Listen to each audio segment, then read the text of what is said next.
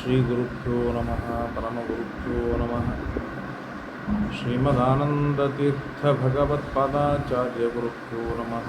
ಹರಿ ಓಂ. ನಾರಾಯಣಂ ಸುರಗುರುಂ ಜಗದೇಕನಾಥಂ ಪ್ರಿಯಂ ಸಕಲಲೋಕನಮಸ್ಕೃತಂ ಚ ತ್ರೈಗುಣ್ಯವರ್ಜಿತಮಜಂ ವಿಭುಮಾದ್ಯಮೀಶಂ ವಂದೇ ಭವಘ್ನಂ ಅಮರಾಸುರಸಿದ್ಧವಂದ್ಯಂ. ನಾರಾಯಣಾಯ ಪರಿಪೂರ್ಣಗುಣಾರ್ಣವಾಯ ವಿಶ್ವೋದಯಸ್ಥಿತಿಲಯೋನ್ನಿಯತಿಪ್ರದಾಯ ಜ್ಞಾನಪ್ರದಾಯ ವಿಬುಧಾಸುರಸೌಖ್ಯದುಃಖಸತ್ಕಾರಕಾಯ ನಮೋ ನಮಸ್ತೆ. ಸರ್ವಮಂಗಲಮಂಗಲ್ಯೆ ಶಿವೆ ಸರ್ವಾರ್ಥಸಾಧಿಕೆ ಶರಣ್ಯೆ ತ್ರ್ಯಂಬಕೆ ಗೌರಿ ನಾರಾಯಣಿ ನಮೋಸ್ತುತೆ.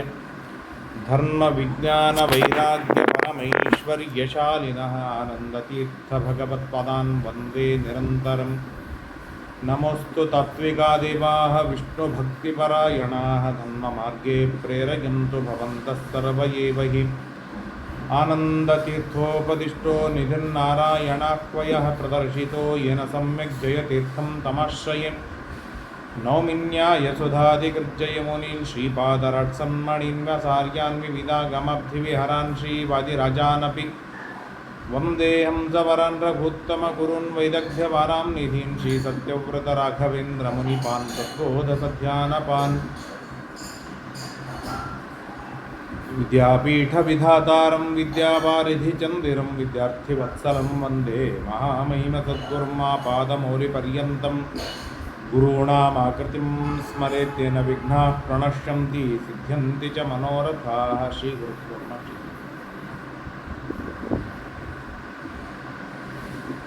ಶ್ರೀಗುರುಭ್ಯೋ ನಮೋ ನಮಃ. ಹರಿ ಓಂ. ನಾರಾಯಣಂ ನಮಸ್ಕೃತ್ಯ ನರಂಚೈವ ನರೋತ್ತಮಂ ದೇವೀಂ ಸರಸ್ವತೀಂ ವ್ಯಾಸಂ ತತೋ ಜಯಂ ಉದೀರಯೇತ್. ಮಹತ್ವಾದ್ ಭಾರವತ್ವಾಚ್ಚ ಮಹಾಭಾರತಮುಚ್ಯತೆ ನಿರುಕ್ತಮಸ್ಯ ಯೋ ವೇದ ಸರ್ವಪಾಪೈಃ ಪ್ರಮುಚ್ಯತೆ. ಕೃಷ್ಣದ್ವೈಪಾಯನಂ ವ್ಯಾಸಂ ವಿದ್ಧಿ ನಾರಾಯಣಂ ಪ್ರಭುಂ. ಕೋಹ್ಯನ್ಯಃ ಪುಂಡರೀಕಾಕ್ಷಾನ್ ಮಹಾಭಾರತಕೃದ್ಭವೇತ್. ವೇದೇ ರಾಮಾಯಣೇ ಚೈವ ಪುರಾಣೇ ಭಾರತೆ ತಥಾ ಆದಾವಂತೆ ಚ ಮಧ್ಯೆ ಚ ವಿಷ್ಣುಃ ಸರ್ವತ್ರ ಗೀಯತೆ. ನಮೋ ಭಗವತೆ ತಸ್ಮೈ ವ್ಯಾಸಾಯ ಅಮಿತತೇಜಸೇ ಯಸ್ಯ ಪ್ರಸಾದಾದ್ ವಕ್ಷ್ಯಾಮಿ ನಾರಾಯಣ ಕಥಾಮಿಮಾಂ. ಸ್ವಸ್ತ್ಯಸ್ತು ಅಶೇಷ ಸನ್ಮಂಗಲಾನಿ. ಧೃತರಾಷ್ಟ್ರ ಉವಾಚ ಏವಂ ವ್ಯೂಢೇಷ್ವನೇಕೇಷು ಮಾಮಕೇಷ್ವಿತರೇಷು ಚ ಕೇ ಪೂರ್ವಂ ಪ್ರಹರಂಸ್ತತ್ರ ಕುರವಃ ಪಾಂಡವಾನು ಕಿಂ. ಸಂಜಯನಿಗೆ ಧೃತರಾಷ್ಟ್ರ ಕೇಳ್ತಾ ಇದ್ದಾನೆ. ಒಂದು ಕಡೆಗೆ ನನ್ನವರು ಇದ್ದಾರೆ, ಇನ್ನೊಂದು ಕಡೆಗೆ ಪಾಂಡವರು ಇದ್ದಾರೆ. ಇವರಿಬ್ಬರಲ್ಲಿ ಮೊಟ್ಟ ಮೊದಲಿಗೆ ಬಾಣಪ್ರಯೋಗವನ್ನು ಮಾಡಿದ್ದು ಯಾರು, ಯುದ್ಧ ಆರಂಭವನ್ನು ಮಾಡಿದ್ದು ಯಾರು ಎಂದು ಕೇಳಿದಾಗ ಸಂಜಯ ಹೇಳ್ತಾನೆ, ಭ್ರಾತೃಭಿಃ ಸಹಿತೋ ರಾಜನ್ ಪುತ್ರೋ ದುಶ್ಯಾಸನಸ್ತವ ಭೀಷ್ಮ ಪ್ರಮುಖತಃ ಕೃತ್ವಾ ಪ್ರಯಯೋ ಸಹ ಸೇನಯ. ಭೀಷ್ಮಾಚಾರ್ಯರನ್ನು ಮುಂದೆ ಮಾಡಿಕೊಂಡು 100 ಜನ ದುರ್ಯೋಧನಾದಿಗಳು ಒಂದು ಕಡೆಗೆ ಹೋಗ್ತಾ ಇದ್ದಾರೆ. ಅದೇ ರೀತಿಯಾಗಿ ಭೀಮಸೇನ ದೇವರನ್ನು ಮುಂದೆ ಮಾಡಿಕೊಂಡು ಎಲ್ಲ ಪಾಂಡವರು ಹೋಗ್ತಾ ಇದ್ದಾರೆ. ಭೀಷ್ಮೇಣ ಯುದ್ಧಮಿಚ್ಛಂತಹ. ಮೊಟ್ಟ ಮೊದಲಿಗೆ ಭೀಷ್ಮಾಚಾರ್ಯರ ಜೊತೆಗೆ ಯುದ್ಧವಾಡಿ ದೊಡ್ಡ ಭೀಷ್ಮಾಚಾರ್ಯರನ್ನೇ ಕೆಡವಬೇಕು ಎಂಬುದಾಗಿ ಪಾಂಡವರು ಗಟ್ಟಿಯಾಗಿ ಪ್ರತಿಜ್ಞೆ ಮಾಡಿದಂತಿದೆ. ರಣದ ಯುದ್ಧದ ವ್ಯೂಹ ಪ್ಲ್ಯಾನ್ ಏನಿದೆ, ಇದು ಮೊಟ್ಟ ಮೊದಲ ಟಾರ್ಗೆಟ್ ಭೀಷ್ಮಾಚಾರ್ಯರೇ ಆಗಿದ್ದಾರೆ. ಅದರಿಂದಾಗಿ ಭೀಷ್ಮಾಚಾರ್ಯರನ್ನು ಕುರಿತು ಹೊರಟಿದ್ದಾರೆ. ತಸ್ಮಿನ್ ಸುಮಹತ್ಥಿತೆ ಶಬ್ದೆ ತುಮಲೆ ರೋಮಹರ್ಷಣೆ. ಎಲ್ಲ ಕಡೆಗೆ ಕಿಲಕಿಲ ಶಬ್ದವಾಗ್ತಾ ಇದೆ, ಜೋರಾದ ಗರ್ಜನೆ ನಡೀತಾ ಇದೆ, ಯುದ್ಧಕ್ಕೆ ಸನ್ನದ್ಧವಾಗ್ತಾ ಇದೆ. ಆಗ ಭೀಮಸೇನ ದೇವರು ಭೀಮಸೇನೋ ಮಹಾಬಾಹೋ ಪ್ರಣದದ್ ಗೋವೃಷೋ ಯಥ. ಹೇಗೆ ಸಿಂಹ ಗರ್ಜನೆಯನ್ನು ಮಾಡಬೇಕು ಆ ರೀತಿಯಾಗಿ ಜೋರಾಗಿ ಗರ್ಜನೆಯನ್ನು ಮಾಡ್ತಾ ಇದ್ದಾರೆ ಭೀಮಸೇನ ದೇವರು. ಶಂಖದುಂದುಭಿ ನಿರ್ಘೋಷಂ ವಾರಣಾನಾಂಚ ಸ್ಪೃಂಹಿತಂ. ಅನೇಕರು ಶಂಖ ಬೇರಿ ಮೊದಲಾದವುಗಳನ್ನೆಲ್ಲ ಅದನ್ನು ಮೀರಿದ ಶಬ್ದ ಭೀಮಸೇನ ದೇವರ ಶಬ್ದವಾಗಿದೆ. ಸಿಂಹನಾದಂಚ ಸೈನ್ಯಾನಾಂ ಭೀಮಸೇನ ರವೋಭ್ಯಸ್ಭೂತ್. ಭೀಮಸೇನ ದೇವರ ಆ ಗರ್ಜನೆಗೆ ಅನೇಕ ಕುದುರೆ ಒಂಟೆಗಳು ಮಲಮೂತ್ರಗಳನ್ನು ವಿಸರ್ಜನವನ್ನು ಮಾಡಿ ಅಲ್ಲೇ ಕೆಳಗೆ ಬಿದ್ದು ಸತ್ತು ಹೋಗಿವೆ. ದುರ್ಬಲರಾದ ಅನೇಕ ಸೈನಿಕರು ಧಾರಾಶಾಹಿಯಾಗಿ ಹೋಗಿದ್ದಾರೆ. ಆ ರೀತಿಯಾಗಿ ಭೀಮಸೇನ ದೇವರ ಗರ್ಜನೆಯನ್ನು ಮಾಡಿದಾಗ ಆ ಗರ್ಜನೆಯಿಂದ ಪ್ರೇರಿತರಾಗಿರ್ತಕ್ಕಂಥ ಎಲ್ಲರೂ ಯುದ್ಧಕ್ಕೆ ಸಿದ್ಧರಾಗಿ ಓಡ್ತಾ ಇದ್ದಾರೆ.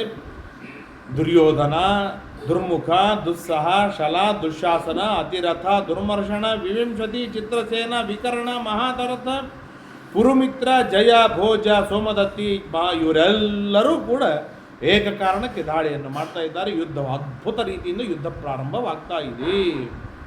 ತತಸ್ಥೆ ಪಾರ್ಥಿವಾ ಸರ್ವೇ ಗೃಹೀತ ಶರಾಸನಾ ಸಹ ಸೈನ್ಯ ಸಮಾಪೇತು ಪುತ್ರಸ್ಯ ತವ ಶಾಸನಾತ್. ಈಚೆ ನಿನ್ನ ಮಗ ಶಾಸನೆಯನ್ನು ಮಾಡಿದ, ಆಚೆ ಭೀಮಸೇನ ದೇವರ ಗರ್ಜನೆಗೆ ಇಬ್ಬರು ಸೇರಿಕೊಂಡು ಯುದ್ಧವಾಗ್ತಾ ಇದೆ. ಪೂರ್ವಾಹ್ನೇ ತಸ್ಯ ರೌದ್ರಸ್ಯ ಯುದ್ಧಮನ್ನೋ ವಿಷಾಂಪತೆ. ಈ ಯುದ್ಧ ಹೇಗಿತ್ತು ಅಂತಂದರೆ, ಮೊಟ್ಟ ಮೊದಲಿಗೆ ಮಂದವಾಗಿ ಯುದ್ಧ ಪ್ರಾರಂಭವಾಯಿತು ಅಂತ ಇಲ್ಲೇ ಇಲ್ಲ. ಮೊಟ್ಟ ಮೊದಲಿಗೇನೆ 100ಕ್ಕೆ 150ರಷ್ಟು ವೇಗದೊಳಗೆ ಯುದ್ಧ ಪ್ರಾರಂಭವಾಗ್ತಾ ಇದೆ.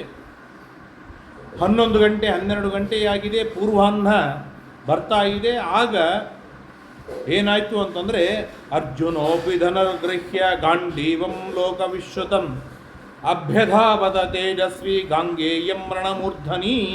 ಅರ್ಜುನ ಗಾಂಧೀವ ಧನಸ್ಸನ್ನು ಧಾರಣವನ್ನು ಮಾಡಿಕೊಂಡು ಭೀಷ್ಮಾಚಾರ್ಯರ ಎದುರಿಗೆ ಯುದ್ಧಕ್ಕೆ ಹೋಗ್ತಾ ಇದ್ದಾನೆ. ಇಬ್ಬರ ಯುದ್ಧವನ್ನು ನೋಡಿದರೆ ಇಂದ್ರಬಲಿ ಚಕ್ರವರ್ತಿಯ ಯುದ್ಧವೇನೋ ಎನ್ನುವಂತಹ ಮಟ್ಟದೊಳಗೆ ಅಭೂತಪೂರ್ವವಾದ ಯುದ್ಧ ನಡೀತಾ ಇದೆ. ಅರ್ಜುನನನ್ನು ನೋಡಿ ಭೀಷ್ಮಾಚಾರ್ಯರು ಹೆದರಲಿಲ್ಲ, ಭೀಷ್ಮಾಚಾರ್ಯರನ್ನು ನೋಡಿ ಅರ್ಜುನ ಹೆದರಲಿಲ್ಲ. ಘನಘೋರವಾದ ಯುದ್ಧ ನಡೀತಾ ಇದೆ. ಸಾತ್ಯಕಿ ಕೃತವರ್ಮರ ಯುದ್ಧ, ಅಭಿಮನ್ಯು ಬೃಹದ್ಬಲರ ಯುದ್ಧ. ಆ ಅಭಿಮನ್ಯು ಬೃಹದ್ಬಲರ ಯುದ್ಧ ಇಷ್ಟು ನಡೀತಾ ಇದೆ ಅಂತಂದರೆ, ತತಃ ಕೋಸಲ ದೇಶದ ರಾಜ ಅವನು ಅಭಿಮನ್ಯು ಎದುರಿಗೆ ಯುದ್ಧಕ್ಕೆ ಬಂದಿದ್ದಾನೆ. ಧ್ವಜಂ ಚಿಚ್ಛೇದ ಸಮರೇ ಸಾರಥಿಂಚ ವ್ಯಪಾತಯತ್. ಸ್ವಲ್ಪ ಹೊತ್ತು ಅಭಿಮನ್ಯು ಬೃಹದ್ಬಲರ ಯುದ್ಧ ನಡೀತಾ ಇದೆ. ಆ ಬೃಹದ್ಬಲ ಭಾರಿ ಪರಾಕ್ರಮಿ. ಅವನು ಅಭಿಮನ್ಯುವಿನ ಸಾರಥಿಯನ್ನು ಧ್ವಜವನ್ನು ಕತ್ತರಿಸಿ ಹಾಕಿಬಿಟ್ಟ. ಆಗ ಅಭಿಮನ್ಯು ಭಾರಿ ಸಿಟ್ಟು ಬಂತು, ರಥದಿಂದ ಕೆಳಗೆ ಬಿದ್ದು ಭಾರಿ ಅವಮಾನವಾಯಿತು. ಆಗ ಒಂದು ಕೈಯೊಳಗೆ ಭಲ್ಲವನ್ನು ಸ್ವೀಕಾರವನ್ನು ಮಾಡಿ ಒಂದು ಕೈಯಿಂದ ಭಲ್ಲ ಹಿಡಿದಿದ್ದಾನೆ, ಇನ್ನೊಂದು ಕೈಯೊಳಗೆ ಬಿಲ್ಬಾಣಗಳನ್ನು ಹಿಡಿದಿದ್ದಾನೆ. ಅಂದರೆ 2 ಕಾಲುಗಳ ಮಧ್ಯದೊಳಗೆ ಬಿಲ್ಲನ್ನು ಗಟ್ಟಿಯಾಗಿ ಹಿಡಿದು ಒಂದು ಕಡೆಗೆ ಬಾಣ ಹೂಡಿದ್ದಾನೆ, ಇನ್ನೊಂದು ಕೈಯೊಳಗೆ ಭಲ್ಲವನ್ನು ಹಿಡಿದಿದ್ದಾನೆ. ಹೀಗೆ ಹಿಡಿದು ಏನು ಅಭಿಮನ್ಯುವಿನ ಪರಾಕ್ರಮ ಅಂತಂದರೆ, ಧ್ವಜಮೇಕೇನ ಚಿಚ್ಛೇದ, ಒಂದು ಭಲ್ಲವನ್ನು ಬೀಸಿದ, ಧ್ವಜವನ್ನು ಕತ್ತರಿಸಿ ಹಾಕಿದ. ಒಂದು ಕೈ ಎಡಗೈಯಿಂದ ಬಾಣವನ್ನು ಬಿಡ್ತಾ ಇರುವಾಗ 9 ಬಾಣಗಳನ್ನು ಏಕಕಾಲಕ್ಕೆ ಬಿಟ್ಟು ಆ ಬೃಹದ್ಬಲನ ಸಾರಥಿಯನ್ನು ಸಂಹಾರವನ್ನು ಮಾಡಿಬಿಟ್ಟು, ಸಾರಥಿಯನ್ನು ಸಂಹಾರವನ್ನು ಮಾಡಿದಾಗ ಆ ಬೃಹದ್ಬಲ ಕೆಳಗೆ ಬಿದ್ದಾಗ ಇಬ್ಬರು ಖಡ್ಗ ಯುದ್ಧವನ್ನು ಪ್ರಾರಂಭವನ್ನು ಮಾಡಿದ್ದಾರೆ. ಅವರನ್ನು ಕೆಳಗೆ ಬೀಳಿಸಿದ್ದನ್ನು ನೋಡಿ ಭೀಮಸೇನ ಸ್ತವಸುತಂ. ಹೀಗೆ ಅವರಿಬ್ಬರ ಯುದ್ಧ ನಡೀತಾ ಇದೆ. ಭೀಮಸೇನ ಹಾಗೂ ದುರ್ಯೋಧನರ ಯುದ್ಧ ಅಂತೂ ಭಾರೀ ಅದ್ಭುತ ರೀತಿಯಿಂದ ನಡೀತಾ ಇದೆ. ದುಶ್ಯಾಸನ ನಕುಲ, ಶಲ್ಯ ಹಾಗೂ ಧರ್ಮರಾಜ, ಸಹದೇವ ದುರ್ಮುಖ, ದೃಷ್ಟದ್ಯುಮ್ನ, ದ್ರೋಣಾಚಾರ್ಯ ಭಾರೀ ಯುದ್ಧ ನಡೀತಾ ಇದೆ. ಹೀಗೆ ಇಬ್ಬರಿಬ್ಬರು ಸೇರಿ ಅಲ್ಲಲ್ಲಿ ಯುದ್ಧ ನಡೀತಾ ಇದ್ದಾರೆ. ಅಲಂಬುಸ ಘಟೋತ್ಕಜರ ಯುದ್ಧ, ರಾಕ್ಷಸಿ ಯುದ್ಧ.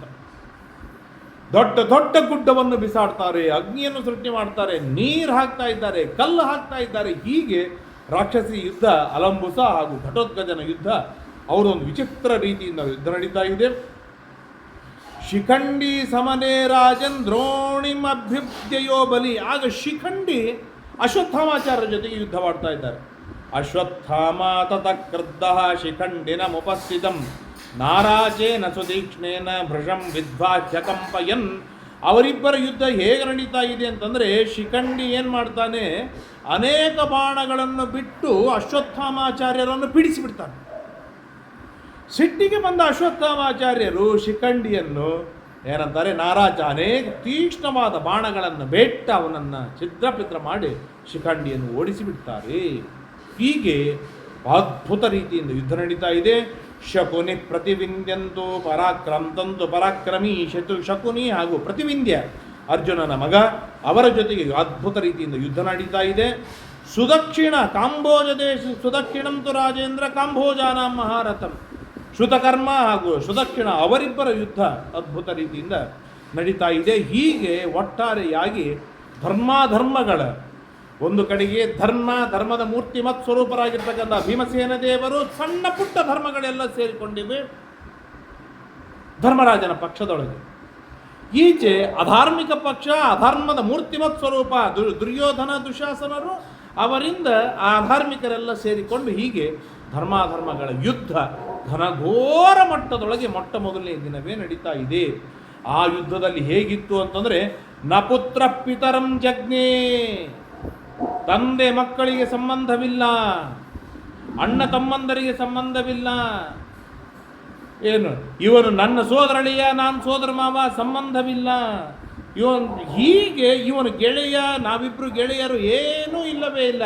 ಇದರೊಳಗೆ ಪ್ರತಿಯೊಬ್ಬನು ಪ್ರತಿಸ್ಪರ್ಧಿ. ಎಲ್ಲ ಅಭಿಮಾನಗಳನ್ನು ತಂದೆ ಮಕ್ಕಳು ಗುರುಗಳು ಶಿಷ್ಯಂದರು ಸೋದರ ಮಾವ ಸೋದರಳಿಯ ಅಣ್ಣ ತಮ್ಮ ಗುರು ಶಿಷ್ಯ ಗೆಳೆಯಂದ್ರು ಯಾವ ಸಂಬಂಧಗಳು ಯಾವ ಅಭಿಮಾನಗಳು ಇಲ್ಲದೇನೆ ಯುದ್ಧ ಅದ್ಭುತ ರೀತಿಯಿಂದ ಯುದ್ಧ ನಡೀತಾ ಇದೆ. ಈ ತರಹದ ಯುದ್ಧಗಳು ನಮ್ಮಲ್ಲಿ ನಡೆಯಲಿಕ್ಕೆ ಪ್ರಾರಂಭವಾಗಬೇಕು. ಧರ್ಮಾಧರ್ಮದ ಯುದ್ಧ ಈಗೇನಾಗಿದೆ ಅಂತಂದರೆ, ಧರ್ಮಾಧರ್ಮಗಳ ಯುದ್ಧ ನಡೀತಾ ಇಲ್ಲ, ಅಧರ್ಮದ ರಾಜಕಾರಣ ನಡೀತಾ ಇದೆ. ಎಲ್ಲಿ ಹೋದರೂ ಅಧರ್ಮ ಗೆಲ್ತಾ ಇದೆ. ಹೇಗೆ ಇಲ್ಲಿಯವರೆಗೆ ದುರ್ಯೋಧನ ಆಡಿದ ಚಾಲೆಲ್ಲ ದುರ್ಯೋಧನ ಗೆದ್ದು ಬಂದ, ಜೂಜಾಡಿದ ದುರ್ಯೋಧನ ಗೆದ್ದ, ವನಕ್ಕೆ ಕಳಿಸಿದ ದುರ್ಯೋಧನನ ಗೆಲುವು, ಅಜ್ಞಾತವಾಸಕ್ಕೆ ಹಾಕಿದ ದುರ್ಯೋಧನನ ಗೆಲುವು. ಇವತ್ತು ಯುದ್ಧಕ್ಕೆ ನಿಂತಿದ್ದಾನೆ, ಒಂದರ್ಥದೊಳಗೆ ದುರ್ಯೋಧನೇ ಮುಂಚೂಣಿಯಾಗಿ ನಿಂತಿದ್ದಾನೆ. ಯಾಕೆ 9 ಅಕ್ಷೋಹಿಣಿ ಸೈನ್ಯದಿಂದ ಅವನು ಯುಕ್ತನಾಗಿದ್ದಾನೆ. ಇವನು 7 ಅಕ್ಷೋಹಿಣಿ ಸೈನ್ಯದಿಂದ ಈ ಧರ್ಮರಾಜ ಕುಳಿತುಕೊಂಡಿದ್ದಾನೆ. ಧರ್ಮರಾಜನ ಹತ್ರ ರಾಜ್ಯವಿಲ್ಲ. ಈಗ ಇಷ್ಟೆಲ್ಲ ಅಕ್ಷೋಹಿಣಿ ಸೈನ್ಯಕ್ಕೆ ಊಟಕ್ಕೆ ಹಾಕಬೇಕು, ನೀರು ತರಬೇಕು, ಅವರಿಗೆ ಔಷಧೋಪಚಾರಗಳಾಗಬೇಕು, ಅವರಿಗೆ ಆಯುಧವಾಗಬೇಕು, ಅವ್ರಿಗೆ ಶಸ್ತ್ರಾಸ್ತ್ರಗಳನ್ನು ಒದಗಿಸಬೇಕು. ಇದು ಎಲ್ಲ ಯಾರು ಯುದ್ಧ ಹೂಡಿದ್ದಾರೆ ಅವನಿಗೆ ಸಂಬಂಧಪಟ್ಟದ್ದು. ಈ ದುರ್ಯೋಧನನಿಗೇನಾಗಿದೆ, ಅವನಿಗೆ ರಾಜ್ಯವಿದೆ. ಈ 14 ವರ್ಷಗಳಿಂದ ರಾಜ್ಯದೊಳಗೆ ಅನೇಕ ಶಸ್ತ್ರಾಸ್ತ್ರಗಳನ್ನು ತಯಾರು ಮಾಡಿದ್ದಾನೆ, ರಥಗಳನ್ನು ತಯಾರು ಮಾಡಿದ್ದಾನೆ, ಊಟಕ್ಕೆ ಬೇಕಾದ ದಾಸ್ತಾನು ಸಿದ್ಧವಾಗಿದೆ, ಎಲ್ಲವೂ ಅವನಿಗೆ ಸಿದ್ಧವಾಗಿದೆ. ಧರ್ಮರಾಜನ ಹತ್ರ ಏನಿಲ್ಲ, ವನಕ್ಕೆ ಹೋಗಿದ್ದಾರೆ, ಅಜ್ಞಾತವಾಸದಿಂದ ಹೊರಗೆ ಬಂದಿದ್ದಾರೆ. ಒಂದೇ ವರ್ಷದೊಳಗೇನೆ 7 ಅಕ್ಷೋಹಿಣಿ ಸೈನ್ಯವನ್ನು ಒಂದು ಕಡೆ ಸೇರಿಸಿದ್ದಾರೆ. ಅವರಿಗೆ ಬೇಕಾದ ಅನ್ನ ಊಟ ವಸತಿ, ಅವರಿಗೆ ಎಲ್ಲವನ್ನು ಔಷಧಿಗಳು ವನಸ್ಪತಿಗಳು ಎಲ್ಲವನ್ನು ವ್ಯವಸ್ಥೆ ತಾನು ಹೊಸದಾಗಿ ಮಾಡಿಕೊಂಡು ಯುದ್ಧಕ್ಕೆ ಸಿದ್ಧರಾಗಬೇಕು. ಹೀಗಾಗಿ ಒಂದರ್ಥದೊಳಗೆ ದುರ್ಯೋಧನನ ಕೈ ಮುಂದಿದೆ. ಆದರೆ ಆ ಯುದ್ಧ ಪ್ರಾರಂಭವಾದಾಗ, ಆ ಯುದ್ಧ ಪ್ರಾರಂಭವಾಗಲೇಬೇಕಲ್ಲ. ಧರ್ಮಾಧರ್ಮಗಳ ಯುದ್ಧ ಪ್ರಾರಂಭವಾದಾಗ ಏನಾಗತ್ತೆ, ಘನಘೋರವಾದ ಟಕ್ಕರಿನೊಳಗೆ ಧರ್ಮ ಗೆದ್ದು ಬರುತ್ತೆ. ಯಥೋ ಧರ್ಮ ತಥೋ ಜಯ. ಯುದ್ಧ ಪ್ರಾರಂಭವಾಗದ ತನಕ ಅಧರ್ಮ ತಾಂಡವವಾಡತ್ತೆ, ವಿಪರೀತವಾಗಿ ತಾಂಡವವಾಡುತ್ತೆ. ಅಧರ್ಮಕ್ಕೆ ಎಲ್ಲೇ ಇರೋದಿಲ್ಲ. ಅಧರ್ಮಕ್ಕೆ ಏನಂತಾರೆ, ಚೌಕಟ್ಟು ಇಲ್ಲ. ಅಧರ್ಮ ತನ್ನ ಚೌಕಟ್ಟು ಮೀರಿ, ತನ್ನ ಪರಿಧಿಯನ್ನು ಮೀರಿ ತಾನು ಎಲ್ಲ ಕಡೆಗೆ ವ್ಯಾಪಿಸಿ ತನ್ನದೇ ಆಗಿರ್ತಕ್ಕಂಥ ರಾಜ್ಯಭಾರವನ್ನು ತಾನು ಆಡ್ತಾ ಇರುತ್ತೆ. ತನ್ನ ದಬ್ಬಾಳಿಕೆಯಿಂದ ತಾನು ನಡೆದುಕೊಳ್ತಾ ಇರುತ್ತೆ. ಯಾವಾಗ ಧರ್ಮ ಸತ್ವಗುಣವನ್ನು ಅಭಿವೃದ್ಧಿಸಿಕೊಂಡು ಧರ್ಮವನ್ನು ಬಲಿಷ್ಠನನ್ನಾಗಿ ಮಾಡಿ ಧರ್ಮವನ್ನು ಯುದ್ಧಕ್ಕೆ ಯಾವಾಗ ಸನ್ನದ್ಧವನ್ನಾಗಿ ಮಾಡಿ ಇಡ್ತಾನೆ ಮನುಷ್ಯ, ಆಗ ಅಧರ್ಮ ಸಾವಕಾಶವಾಗಿ ಕ್ಷೀಣಿಸ್ತಾ ಬರ್ತದೆ. ಅಧರ್ಮ ಮೆಟ್ಟಿ ನಿಲ್ಲಲಿಕ್ಕೆ ಸಾಧ್ಯವಿದೆ. ಅಧರ್ಮವನ್ನು ಒಟ್ಟಾರೆಯಾಗಿ ಸೋಲಿಸಲಿಕ್ಕೆ ಸಾಧ್ಯ. ಯುದ್ಧಕ್ಕೆ ಸಿದ್ಧವಾಗಬೇಕು. ಅದಕ್ಕೆ ಯೋಗ್ಯನಾಗಿರ್ತಕ್ಕಂಥ ಕೃಷ್ಣನಂತ ಮಂತ್ರಿ ಬೇಕು. ಭೀಮಸೇನ ದೇವರಂಥ ಧೈರ್ಯ ಪರಾಕ್ರಮ ಬಲಗಳು ಇರಬೇಕು. ಅರ್ಜುನನ ಚಾಕಚಕ್ಯತೆ ಬೇಕು. ನಕಲ ಸಹದೇವರ ನೀತಿಗಳು ಬೇಕು. ಧರ್ಮರಾಜನ ಪರಿಶುದ್ಧವಾದ ಧರ್ಮ ಬೇಕು. ಹಾಗಾದಾಗ ಮಾತ್ರ ಧರ್ಮ ಇದು ಯುದ್ಧಕ್ಕೆ ಸನ್ನದ್ಧವಾಗತ್ತೆ. ಇವತ್ತು ನಮಗೇನಾಗಿದೆ ಅಂತಂದರೆ, ಕೃಷ್ಣನಂಥ ಮಂತ್ರಿ ಇಲ್ಲೇ ಇಲ್ಲ. ಯಾಕೆ ನಾವು ಯಾವ ಕಾರಣಕ್ಕೂ ಕೂಡ ಕೃಷ್ಣ ಮಂತ್ರ ಜಪ ಮಾಡುವುದಿಲ್ಲ, ಕೃಷ್ಣನನ್ನು ಆರಾಧನೆ ಮಾಡುವುದಿಲ್ಲ, ಕೃಷ್ಣನನ್ನು ಬೇಕು ಅಂತ ನಾವು ಆಲಿಂಗನ ಮಾಡಿಕೊಂಡು ಅಪ್ಪಿಕೊಳ್ಳುವುದಿಲ್ಲ. ಹಾಗಾಗಿ ಕೃಷ್ಣ ಹೋದ. ಧರ್ಮದ ವಿಷಯದೊಳಗೆ ಭೀಮಸೇನ ದೇವರ ಬಲಧರ್ಮಗಳನ್ನು ನೋಡಬೇಕು. ನಮ್ಮ ಎಲ್ಲ ಬಲ ಹಣ ಸಂಪಾದನೆಯಲ್ಲಿ ಹೋಗುತ್ತೆ ಹೊರತು ಧರ್ಮದೊಳಗೆ ಬರುವುದೇ ಇಲ್ಲ. ಯಾಕೆ? ಧರ್ಮ ಒಟ್ಟಾರೆಯಾಗಿ ನಮಗೆ ಬೇಡವಾಗಿದೆ. ಇನ್ನು ಅರ್ಜುನನ ಚಾಕಚಕ್ಯತೆ, ಅಧರ್ಮದ ವಿಷಯದೊಳಗೇನೆ ಆ ಚಾಕಚಕ್ಯತೆಯನ್ನು ಬೆಳೆಸಿಕೊಳ್ತೇವೆ ಹೊರತು ಧರ್ಮದ ವಿಷಯದೊಳಗೆ ಈ ಚಾಕಚಕ್ಯತೆ ಬರುವುದೇ ಇಲ್ಲ. ಸಹದೇವನ ನೀತಿಯಾಗಲಿ, ನಕುಲನ ಬುದ್ಧಿವಂತಿಕೆಯಾಗಲಿ, ಅಥವಾ ಧರ್ಮರಾಜನ ಪರಿಶುದ್ಧವಾಗಿರ್ತಕ್ಕಂಥ ಧರ್ಮವಾಗಲಿ, ಯಾವುದೂ ಕೂಡ 5-10% ಇಲ್ಲ. ಇದನ್ನು ನಾವು ಬಹಳ ಬಲ ಕೊಟ್ಟು ಪುಷ್ ಮಾಡಿ ಅದರೊಳಗೆ ಆಸಕ್ತಿ ಅಭಿರುಚಿಗಳನ್ನು ಹಾಕಿ 100% ತಂದಾಗ ಅದು ಏನಾಗುತ್ತೆ ಅಂತಂದರೆ ಅಧರ್ಮದ ಜೊತೆಗೆ ಹೋರಾಡಲಿಕ್ಕೆ ಸಿದ್ಧವಾಗುತ್ತೆ. ಇಲ್ಲದೇ ಇದ್ರೆ ಅಧರ್ಮದ ಜೊತೆಗೆ ಹೋರಾಡಲಿಕ್ಕೆ ಸಿದ್ಧವಾಗುವುದಿಲ್ಲ. ಎಲ್ಲಿಯವರೆಗೆ ಧರ್ಮ ಅಧರ್ಮದ ಜೊತೆಗೆ ಹೋರಾಡಲಿಕ್ಕೆ ಸಿದ್ಧವಾಗುವುದಿಲ್ಲ ಅಲ್ಲಿಯವರೆಗೆ ಅಧರ್ಮ ತಾನು ತಾಂಡವ ಮಾಡುತ್ತೆ. ನಮಗೆ ಇವತ್ತು ಅನಿಸಬಹುದು ನಾವೇನು ಸಣ್ಣ ಪುಟ್ಟ ಅಧರ್ಮಗಳನ್ನು ಮಾಡ್ತಾ ಇದ್ದೇವೆ, ಏನು ಮಹಾ ದೊಡ್ಡ ಅಧರ್ಮವನ್ನು ಮಾಡಿದ್ದೇವೆ ಅಂತ. ಈ ಸಣ್ಣ ಪುಟ್ಟದನ್ನೇ ನಾವು ಬೆಳೆಸಿ ಬೆಳೆಸಿ ಬೆಳೆಸಿ ಎಷ್ಟು ಹೆಮ್ಮರವಾಗಿ ಬೆಳೆಸಿರ್ತೇವೆ ಅಂತಂದರೆ ಅದು ಅಧರ್ಮ ಅಂತ ಅನಿಸೋದೇ ಇಲ್ಲ. ಆ ಮಟ್ಟಕ್ಕೆ ಬೆಳೆದು ನಿಂತು ಬಿಟ್ಟಿರುತ್ತೆ. ಹಾಗೇನು ಮಾಡಲಿಕ್ಕೆ ಸಾಧ್ಯವಿಲ್ಲ. ಧರ್ಮ 0 ಲೆವೆಲ್ಲಿಗಿದೆ, ಗ್ರೌಂಡ್ ಲೆವೆಲ್ಲಿಗಿದೆ. ಅಧರ್ಮ ಆಕಾಶದ ಎತ್ತರಕ್ಕೆ ಬೆಳೆದಾಗ ಈ ಗ್ರೌಂಡ್ ಲೆವೆಲ್ಲಿನಿಂದ ಧರ್ಮವನ್ನು ನಾವು ಬೆಳೆಸಬೇಕಾಗತ್ತೆ. ಬೆಳೆಸಿ ಬೆಳೆಸಿ ಬೆಳೆಸಿ ಎತ್ತರ ಮಟ್ಟಕ್ಕೆ ತಂದಾಗ ಆಗ ಅಧರ್ಮದ ಜೊತೆಗೆ ಹೋರಾಡಲಿಕ್ಕೆ ಅದು ಧರ್ಮ ಸಿದ್ಧವಾಗತ್ತೆ. ಆಗ ಯಥೋ ಧರ್ಮ ತಥೋ ಜಯ. ಎಲ್ಲಿ ಧರ್ಮವಿದೆ ಅಲ್ಲಿ ನಮಗೆ ಜಯ ಬರಲಿಕ್ಕೆ ಸಾಧ್ಯವಿದೆ. ಯಾಕೆ? ಧರ್ಮವಿದ್ದಲ್ಲಿ ಕೃಷ್ಣ ಬರ್ತಾನೆ, ಧರ್ಮವಿದ್ದಲ್ಲಿ ಭೀಮ ಬರ್ತಾನೆ, ಧರ್ಮವಿದ್ದಲ್ಲಿ ಅರ್ಜುನ, ನಕುಲ, ಸಹದೇವರು ಇರ್ತಾರೆ. ಎಲ್ಲರೂ ಸೇರಿಕೊಂಡಾಗ ಗೆಲ್ಲಲಿಕ್ಕೆ ಸಾಧ್ಯವಿದೆ. ಹಾಗಾಗಿ ಧರ್ಮವನ್ನು ನಾವು ಯಾವ ಮಟ್ಟಕ್ಕೆ ಬೆಳೆಸಿಕೊಳ್ಳಬಹುದು ಎನ್ನುವುದನ್ನು ವಿಚಾರವನ್ನು ಮಾಡಬೇಕು. ಗತಪೂರ್ವಾನ್ನ ಭೂಯಿಷ್ಠೆ. ಮಧ್ಯಾಹ್ನ ಕಾಲ ಮುಗಿದಿದೆ, ಮುಂದೆ ಪೂರ್ವಾನ್ನ ಪ್ರಾರಂಭ. ತಸ್ಮಿನ್ ನಹನಿ ದಾರುಣೆ ವರ್ತಮಾನೆ ತಥಾರೋದ್ರೆ ಮಹಾವೀರ ವರರಕ್ಷಯೇ ದುರ್ಮುಖ ಕೃತವರ್ಮ ಚ ಕೃಪಶಲ್ಯೋ ವಿವಿಂಶತಿ. ಈ ಅರ್ಜುನಾದಿಗಳು ಎಲ್ಲರೂ ಭೀಷ್ಮಾಚಾರ್ಯರ ಮೇಲೆ ಟಾರ್ಗೆಟ್ ಮಾಡಿದ್ದಕ್ಕಾಗಿ, ಆ ಭೀಷ್ಮಾಚಾರ್ಯರನ್ನು ರಕ್ಷಣೆಯನ್ನು ಮಾಡೋದಕ್ಕಾಗಿ ದುರ್ಮುಖ, ಕೃತವರ್ಮ, ಕೃಪಾಚಾರ್ಯ, ಶಲ್ಯ, ವಿವಿಂಶತಿ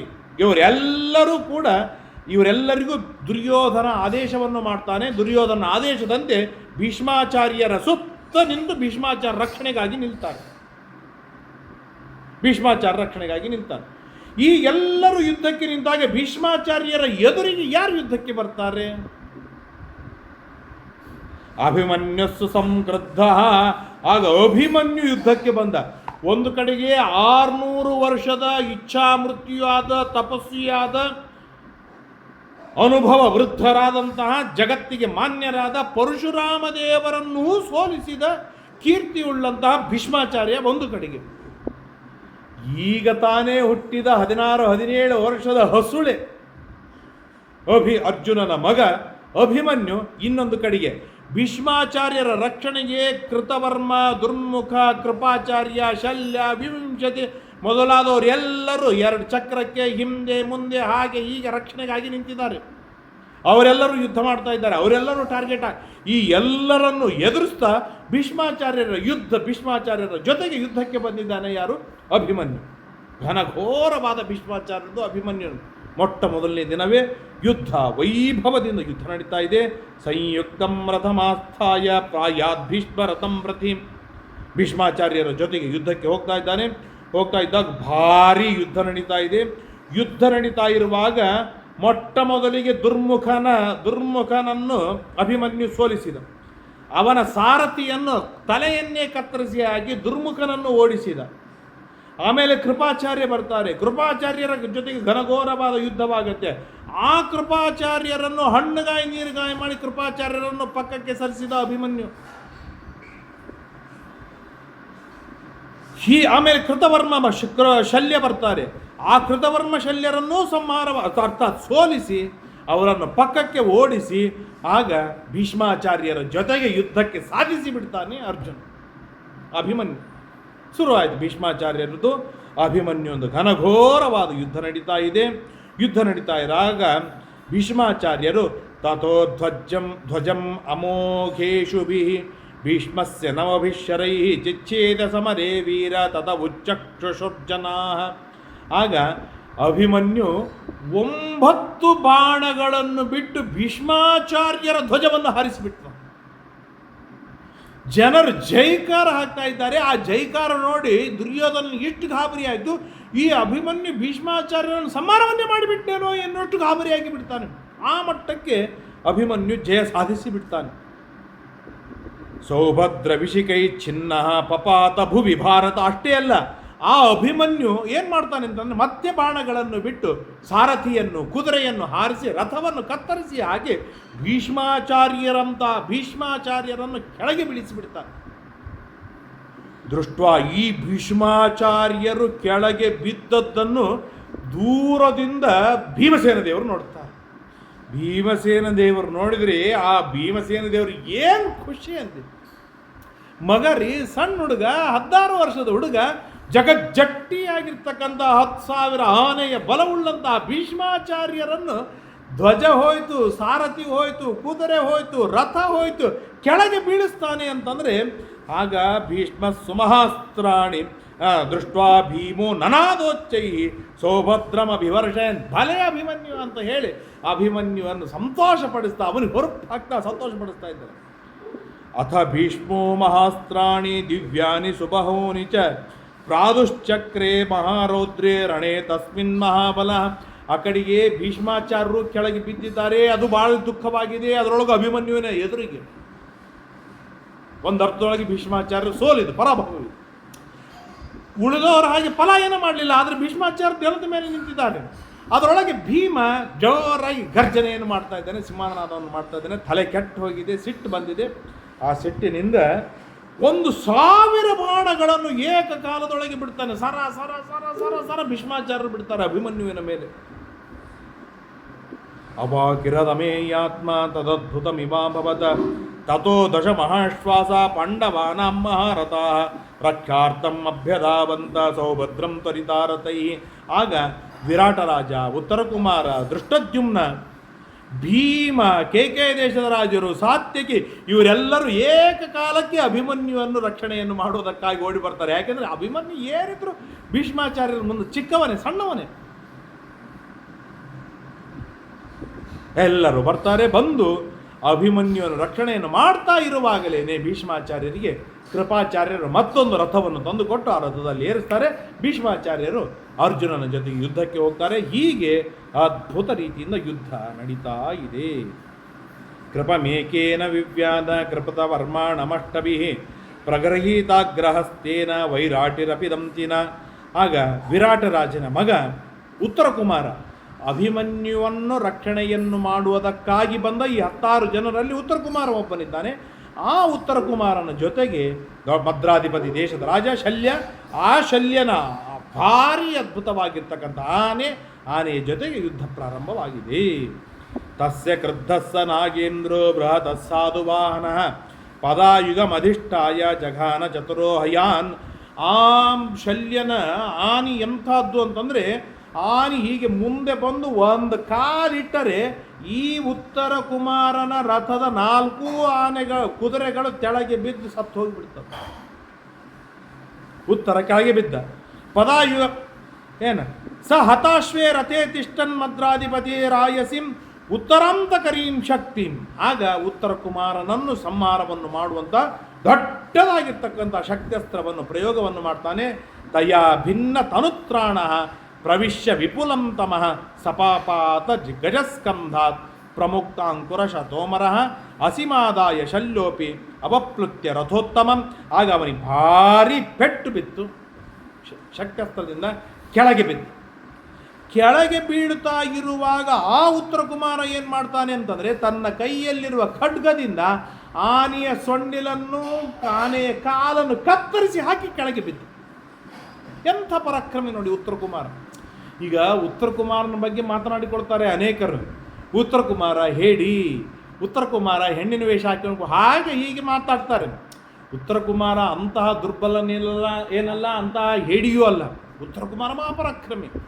ಆದರೆ ಅವತ್ತಿನ ದಿನದ ಯುದ್ಧದೊಳಗೆ ಉತ್ತರ ಕುಮಾರ ಆ ಭೀಷ್ಮಾಚಾರ್ಯ, ದ್ರೋಣಾಚಾರ್ಯ, ಕೃಪಾಚಾರ್ಯ, ಶಲ್ಯ, ದುರ್ಯೋಧನಾದಿಗಳು ಇವ್ರನ್ನೆಲ್ಲರನ್ನು ನೋಡಿದಾಗ ಉತ್ತರ ಕುಮಾರಲ್ಲ, ಯಾರಿದ್ರು ಅವ್ರ ಚಡ್ಡಿ ಒದ್ದೆಯಾಗಿ ಹೋಗುತ್ತೆ. ಹಾಗಾಗಿ ಅವನು ಹೆದರಿ ಓಡಿ ಹೋಗಿದ್ದೇ ಹೊರತು ಉತ್ತರ ಕುಮಾರ ಏನು ದುರ್ಬಲನಲ್ಲ. ಯಾವ ಮಟ್ಟಕ್ಕೆ ಯುದ್ಧವಾಡ್ತಾನೆ ಅಂತಂದರೆ, ಆ ಶಲ್ಯನ ಗಟ್ಟಿಯಾದ ಶಕ್ತ್ಯಸ್ತ್ರ ಬಂದು ಎದೆಗೆ ಬಡಿದಿದೆ, ಕೆಳಗೆ ಬೀಳ್ತಾ ಇದ್ದಾನೆ. ಬೀಳ್ತಾ ಇರುವಾಗಲೂ ಕೂಡ ತನ್ನ ಖಡ್ಗದಿಂದ ಆನೆಯ ಸೊಂಡಿಲನ್ನು, ಆನೆಯ ಕಾಲನ್ನು ಕತ್ತರಿಸಿ ಹಾಕಿ ಶಲ್ಯನನ್ನು ಕೆಳಗೆ ಬೀಳಿಸಿ ತಾನು ಕೆಳಗೆ ಬಿದ್ದ. ಭೀಮಮಾರ್ಧಸ್ವರಂ ಕೃತ್ವ ಪಪಾತ ಚ ಮಮಾರಚ, ಅದನ್ನು ಸಂಹಾರವನ್ನು ಮಾಡಿ ಹಾಕಿದ ಮೇಲೆ ಆಗ ಶಲ್ಯ ಏನು ಮಾಡ್ತಾನೆ, ಆಗಿಂದಾಗಲೇ ತನ್ನ ಕೆಳಗೆ ಬಿದ್ದದ್ದ ಉತ್ತರ ಕುಮಾರನು ಕೆಳಗೆ ಬಿದ್ದಿದ್ದ, ಶಲ್ಯ ಕೆಳಗೆ ಬೆದ್ದಾಗ ಖಡ್ಗವನ್ನು ತೆಗೆದುಕೊಂಡು ಬಂದು ಉತ್ತರ ಕುಮಾರನನ್ನು ಸಂಹಾರವನ್ನು ಮಾಡ್ತಾರೆ. ಹೀಗೆ ಮೊಟ್ಟ ಮೊದಲನೇ ದಿನ ಘನಘೋರವಾದ ಯುದ್ಧದ ಪ್ರಸಂಗದೊಳಗೆ ಉತ್ತರ ಕುಮಾರ ಮೊಟ್ಟ ಮೊದಲನೇ ಆಹುತಿಯಾಗಿ ಧರ್ಮ ಯುದ್ಧದೊಳಗೆ ತಾನು ಕೆಳಗೆ ಬೀಳ್ತಾನೆ.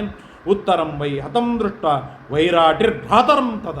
ಆಗ ಆ ಉತ್ತರ ಕುಮಾರನ ಅಣ್ಣ ಶ್ವೇತ, ಅವನು ಭಾರಿ ಪರಾಕ್ರಮಿ, ಸೇನಾಧಿಪತಿ. ಒಟ್ಟಾರೆಯಾಗಿ ಪಾಂಡವ ಸೈನ್ಯದ ಸೇನಾಧಿಪತಿ ಯಾರು? ದೃಷ್ಟದ್ಯುಮ್ನ. ಆದರೆ ವಿರಾಟರಾಜನ ಒಂದು ಅಕ್ಷೋಹಿಣಿ ಸೈನ್ಯದ ಸೇನಾಧಿಪತಿ ಯಾರು? ಉತ್ತರ ಕುಮಾರನಿದ್ದ. ಉತ್ತರ ಕುಮಾರನ ಅಣ್ಣನಾದ ಶ್ವೇತನಿದ್ದ. ಶಿಖಂಡಿ ಏನಂತಾರೆ, ದ್ರುಪದ ರಾಜನ ಸೈನ್ಯದ ಸೇನಾಧಿಪತಿ. ಇವರೆಲ್ಲ ಉಪಸೇನಾಧಿಪತಿಗಳು. ಹೀಗೆ ಅನೇಕ 6 ಜನರು ಇರ್ತಾರೆ, 6 ಜನ ಸೇನಾಧಿಪತಿಗಳು. ಈ ಎಲ್ಲ ಸೇನಾಧಿಪತಿಗಳಿಗೆ ಹೆಡ್ ಆದವನು ದೃಷ್ಟದ್ಯುಮ್ನ. ಹೀಗೆ ಅದರ ವ್ಯವಸ್ಥೆ ಇರ್ತದೆ. ಆ ಶ್ವೇತ ಅವನಿಗೆ ಆ ತಮ್ಮ ಮಡದು ಬಿದ್ದದ್ದು ನೋಡಿ ಭಾರಿ ಸಿಟ್ಟಿಗೆ ಬಂತು. ಘನಘೋರವಾದ ಯುದ್ಧ ಪ್ರಾರಂಭವನ್ನು ಮಾಡ್ತಾ ಇದ್ದಾನೆ. ಆ ಯುದ್ಧವನ್ನು ಮಾಡ್ತಾ ಇರುವಾಗ ಏವಂ ಶ್ವೇತೆ ಮಹೇಶ್ವಾಸೆ ಪ್ರಾಪ್ತೆ ಶಲ್ಯರಥಂ ಪ್ರತಿ. ಆ ಶ್ವೇತ ಎದುರಿಗೆ ಬಂದ ಅನೇಕರನ್ನು ಸೋಲಿಸ್ತಾನೆ. 100 ಜನರನ್ನು ಸಂಹಾರವನ್ನು ಮಾಡ್ತಾನೆ. ಕಚ್ಚಾಪಿಚ್ಚಿ ಯುದ್ಧವನ್ನು ಮಾಡ್ತಾನೆ. ಯುದ್ಧವನ್ನು ಮಾಡಿ ಎದುರಿಗೆ ಬಂದ ರಾಜರುಗಳು ಕುದುರೆಯನ್ನು ಸಂಹಾರ ಮಾಡಿದ, ರಥವನ್ನು ಪುಡಿ ಮಾಡಿ ಹಾಕಿದ, ಸಾರಥಿಯನ್ನು ಸಂಹಾರವನ್ನು ಮಾಡಿದ. ದೃಷ್ಟ ಸೇನಾಪತಿಂ ತೂರ್ಣಂ ಯಾಂತಂ ಶಲ್ಯರಥಂ ಪ್ರತಿ. ಅವನು ಶಲ್ಯನನ್ನು ಕುರಿತು ಹೋಗ್ತಾ ಇದ್ದಾನೆ. ಹೇಗಾದ್ರೂ ಮಾಡಿ ನನ್ನ ತಮ್ಮನನ್ನು ಸಂಹಾರವನ್ನು ಮಾಡಿದ ಶಲ್ಯನನ್ನು ಸಂಹಾರವನ್ನು ಮಾಡಬೇಕು ಅಂತ ಹೇಳಿ ಅವನು ಶಲ್ಯನ ಹತ್ರ ಹೋಗ್ತಾ ಇದ್ದಾನೆ. ತಥೋ ಭೀಷ್ಮಂ ಪುರಸ್ಕೃತ್ಯ ತವ ಪುತ್ರೋ ಮಹಾಬಲ. ಶಲ್ಯ ಎಲ್ಲಿ ಸತ್ತು ಬೀಳ್ತಾನೋ ಎನ್ನೋ ಹೆದರಿಕೆಯೊಳಗೆ ದುರ್ಯೋಧನ ಭೀಷ್ಮಾಚಾರ್ಯರನ್ನು ಮುಂದನವನ್ನು ಮಾಡಿಕೊಂಡು ಎಲ್ಲ ಸೈನ್ಯವನ್ನೂ ಕೂಡ ಶಲ್ಯನ ಸಪೋರ್ಟಿಗಾಗಿ ತಂದು ನಿಲ್ತಾನೆ. ಅವತ್ತಿನ ದಿನದ ಯುದ್ಧದಲ್ಲಿ ತಂದ ಸರ್ವ ಸೈನ್ಯವನ್ನು ಶಲ್ಯನ ಸಪೋರ್ಟಿಗಾಗಿ ತಂದು ನಿಂತ. ಈ ಏನಂತಾರೆ, ಶ್ವೇತನ ಎದುರಿಗೆ ಯುದ್ಧವಾಡುವುದಕ್ಕಾಗಿ. ಮೃತ್ಯು ರಾಸ್ಯಮನುಪ್ರಾಪ್ತಂ ಮದ್ರರಾಜಂ ಅವೋಚೇತ. ಈ ಶಲ್ಯನ ಜೊತೆಗೆ ಈ ಶ್ವೇತ ಆಡ್ತಾ ಮದ್ರರಾಜನನ್ನು ಇನ್ನು 1 ನಿಮಿಷ ತಡವಾಗಿದ್ರೆ ಮದ್ರರಾಜ ಶಲ್ಯ ಕೆಳಗೆ ಬಿದ್ದು ಸಾಯ್ತಿದ್ದ. ಮೃತ್ಯುವಿನ ಬಾಯಿಗೆ ಶ್ವೇತನ ಕೈಗೆ ಸಿಕ್ಕು ಬಿದ್ದಿದ್ದ ಶಲ್ಯ.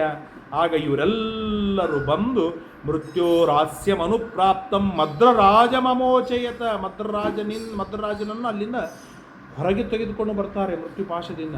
ತಥೋ ಯುದ್ಧಂ ಸಮಭವತ್ ತುಮಲಂ ರೋಮಹರ್ಷಣಂ ತಾವಕಾನಾಂ ಪರೇಶಾಂಚ ವ್ಯತಿಷಿಕ್ತ ಸೌಭದ್ರೆ ಭೀಮಸೇನೆ ಸಾತ್ಯಕೌಚ ಮಹಾರಥೆ.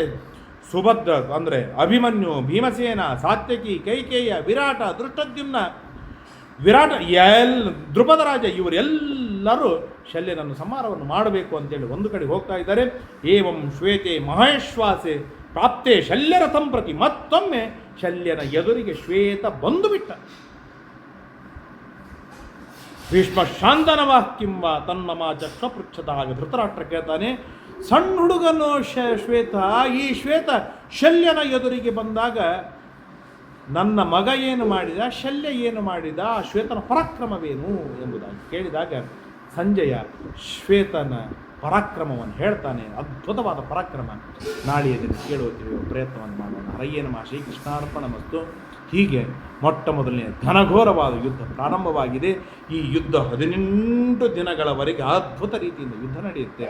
ಆ ಯುದ್ಧದೊಳಗೆ ಕೊನೆಗೆ ಗೆಲ್ಲುವುದು ಮಾತ್ರ ಧರ್ಮವೇ ಎನ್ನುವುದನ್ನು ಈ ಯುದ್ಧ ಪ್ರತಿಪಾದನೆ ಮಾಡ್ತಾರೆ ಎಂಬುದನ್ನು ತಿಳಿತಾ ಈ ಯುದ್ಧದ ಭಾಗವನ್ನು ಸಂಪೂರ್ಣವಾಗಿ ಕೇಳೋಣ. ನಮ್ಮಲ್ಲಿ ಇರುವ ಅಧರ್ಮವನ್ನೆಲ್ಲವನ್ನು ಮೆಟ್ಟಿ ಹಾಕಿ ಧರ್ಮವನ್ನು ಗೆಲ್ಲಿಸುವಂತೆ ಮಾಡಿ ನಾವು ಧರ್ಮ ಮಾರ್ಗದಲ್ಲಿ ಮುನ್ನಡೆಯುವಂತೆ ಆಗೋಣ ಎಂಬುದಾಗಿ ಪ್ರಾರ್ಥನೆಯನ್ನು ಮಾಡ್ತಾರೆ. ಇವತ್ತಿನ 4 ಮಾತುಗಳನ್ನು ಮುಕ್ತಾಯ ಮಾಡ್ತಾನೆ. ಹರಯೇ ನಮಃ. ಶ್ರೀಕೃಷ್ಣಾರ್ಪಣಮಸ್ತು. ಯಸ್ ಸರ್ವಗುಣ ಸಂಪೂರ್ಣ ಸರ್ವದೋಷ ವಿವರ್ಜಿತ ಪ್ರಿಯತಾಮೃತ ಏವಾಲಂ ವಿಷ್ಣುರ್ಮೇ ಪರಮಸ್ಸರತ ಅನೇನ ಭಾವಿ ಯತ್ಪುಣ್ಯಂ ತದಾಪ್ನೋತು ಗುರು ನಮಃ. ಶ್ರೀಕೃಷ್ಣಾರ್ಪಣ.